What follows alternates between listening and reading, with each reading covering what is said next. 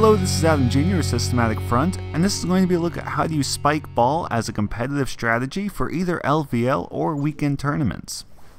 So the first really cool thing about Spike Ball is that when you use it, it literally takes no time off of the clock.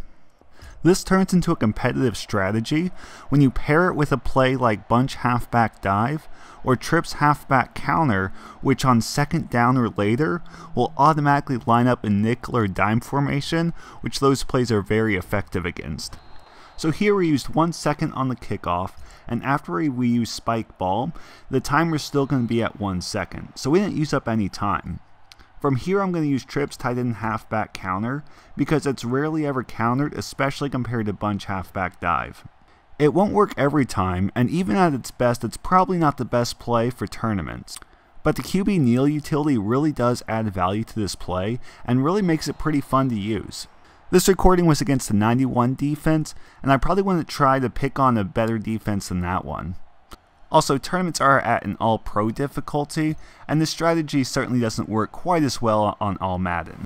And while it would also work to just use those run plays under a normal second down circumstance, there are actually things that you can do to build your team around this second down strategy.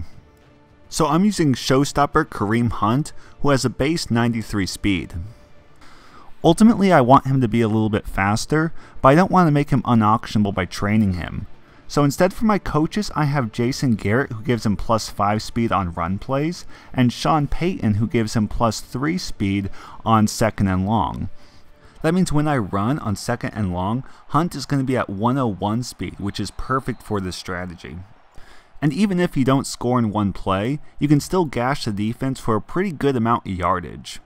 So even if it doesn't go exactly as planned, your opponent doesn't know that, and all they see is that you scored and you didn't respect their defense in the process. As long as you scored, of course, so make sure you do that.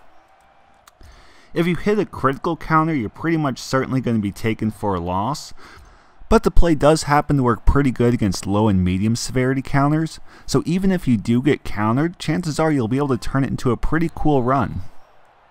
The best case scenario with this play though is that the opening kickoff will be a touchback. So if you're able to get a touchback on the opening kickoff and then run QB spike on first down, then if you score in one play against that nickel or dime formation with trips tight end and halfback counter, then if everything goes right, you should be looking at a 13-second touchdown, which is actually a very, very good time.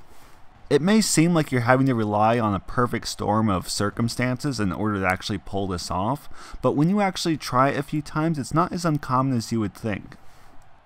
It's not a strategy I would use in a high-profile match, but it's certainly something I would use in a fun match where I wanted to give whoever I was playing a hard time.